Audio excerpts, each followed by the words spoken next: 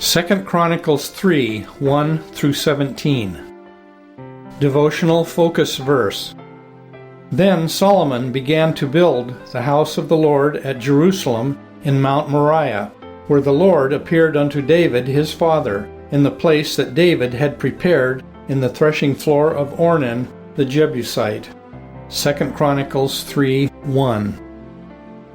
After much prayer and months of exploring options, drawing plans, and obtaining permits, a groundbreaking ceremony on July 4, 1982, initiated construction of a new Apostolic Faith church in southeast Portland. I remember that day very well. The site for the new building was a 4-acre piece of ground across Duke Street from the campground, and it formerly had been used as the church parking lot.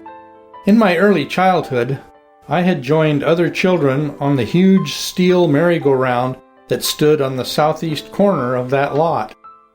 I remember watching the big kids play baseball there after our annual Memorial Day campground cleanup and picnic. Later, my dad taught me to drive on that wide-open space, away from objects that would have been endangered by my unskilled attempts to maneuver a vehicle.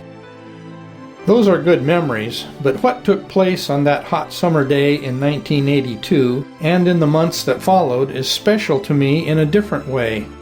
On the day of the groundbreaking, a brass ensemble stood on a wooden platform at the center of the lot and played "How Firm a Foundation" and "Move Forward." A male quartet sang "Be Strong, O Men, Be Strong."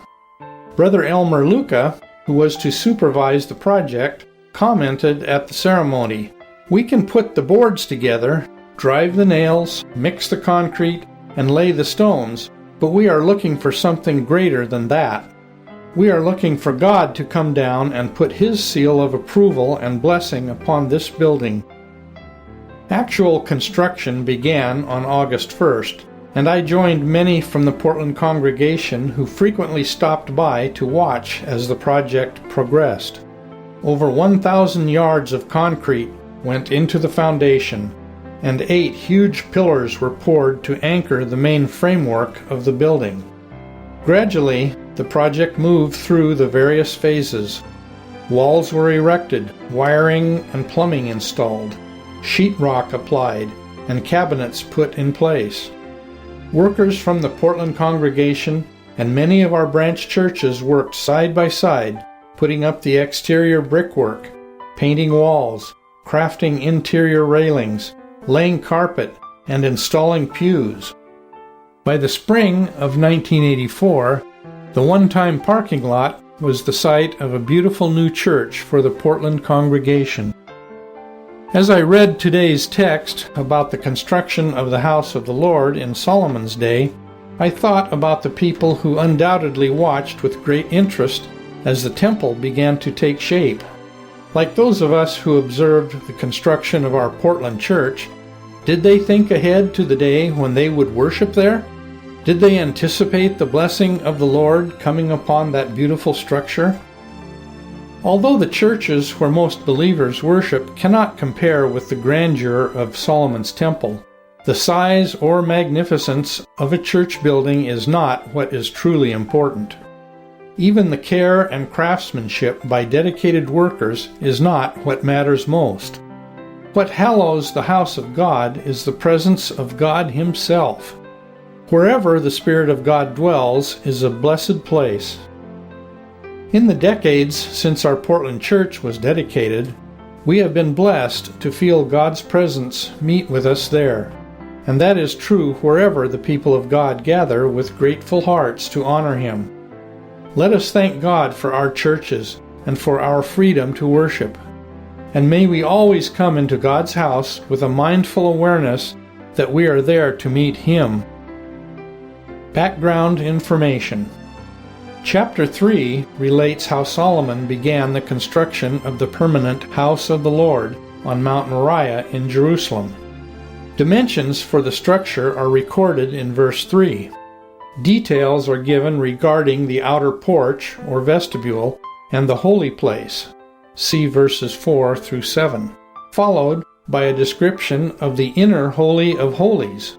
See verses 8 through 14. The chapter concludes with a depiction of the two pillars that stood before the porch. See verses 15 through 17. These verses are some of the many descriptions in Scripture that emphasize the magnificence of the temple. Mount Moriah, where the temple was to be constructed, was the place where God had instructed Abraham to offer his son Isaac as a sacrifice. See Genesis 22:2.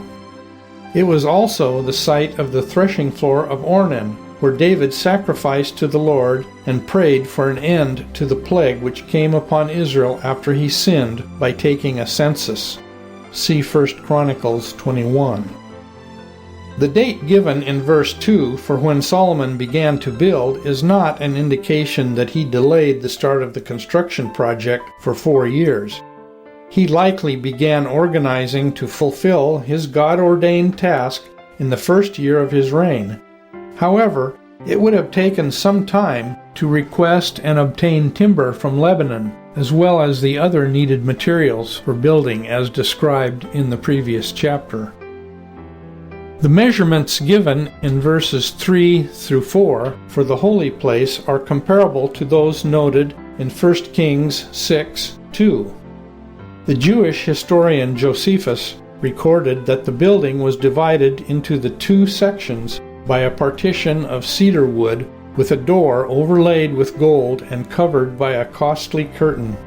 The statement in verse 6 that Solomon garnished the house with precious stones for beauty may mean the floor was an inlaid mosaic. The location of Parvaim, where gold for the temple was obtained, is unknown, but it was probably somewhere in eastern Arabia. The engraved cherubim on the walls, see verse 7, were patterned after the designs of cherubim woven on the inner covering of the tabernacle. Special attention was given to the Holy of Holies, or most holy place, described in verses 8 through 17. It was a perfect cube shape with each gold overlaid side measuring 20 cubits in length. Inside were two large cherubim, which were also overlaid with gold. The phrase image work in verse 10 likely indicates that the cherubim were carved sculptures. The pillars mentioned in verses 15 through 17 were impressive adornments at the front of the temple. The parallel description in 1 Kings 7:15 indicates these pillars were made of brass. Yakin means he shall establish, and Boaz means in strength. They were a reminder to worshippers that the temple was established by God and built by His strength. Conclusion. It does not really matter whether a house of worship is simple or elaborate. What matters is that God meets His people there. 2 Chronicles Chapter 3. Then Solomon began to build the house of the Lord at Jerusalem in Mount Moriah, where the Lord appeared unto David his father, in the place that David had prepared in the threshing floor of Ornan the Jebusite. And he began to build in the 2nd day of the 2nd month, in the 4th year of his reign. Now these are the things wherein Solomon was instructed for the building of the house of God. The length by cubits after the first measure was 60 cubits, and the breadth 20 cubits. And the porch that was in the front of the house, the length of it was according to the breadth of the house, 20 cubits, and the height was 120, and he overlaid it within with pure gold. And the greater house he killed with fir tree, which he overlaid with fine gold, and set thereon palm trees and chains. And he garnished the house with precious stones for beauty, and the gold was gold of Parvaim. He overlaid also the house, the beams, the posts, and the walls thereof, and the doors thereof, with gold, and graved cherubims on the walls. And he made the most holy house, the length whereof was according to the breadth of the house, 20 cubits, and the breadth thereof 20 cubits, and he overlaid it with fine gold, amounting to 600 talents. And the weight of the nails was 50 shekels of gold. And he overlaid the upper chambers with gold. And in the most holy house he made 2 cherubims of image work, and overlaid them with gold. And the wings of the cherubims were 20 cubits long, one wing of the one cherub was 5 cubits, reaching to the wall of the house, and the other wing was likewise 5 cubits, reaching to the wing of the other cherub. And one wing of the other cherub was 5 cubits, reaching to the wall of the house, and the other wing was 5 cubits also, joining to the wing of the other cherub. The wings of these cherubims spread themselves forth 20 cubits, and they stood on their feet, and their faces were inward. And he made the veil of blue, and purple, and crimson, and fine linen, and wrought cherubims thereon. Also he made before the house 2 pillars of 30 and 5 cubits high, and the chapiter that was on the top of each of them was 5 cubits. And he made chains, as in the oracle, and put them on the heads of the pillars, and made 100 pomegranates, and put them on the chains. And he reared up the pillars before the temple, one on the right hand, and the other on the left, and called the name of that on the right hand Jachin, and the name of that on the left Boaz.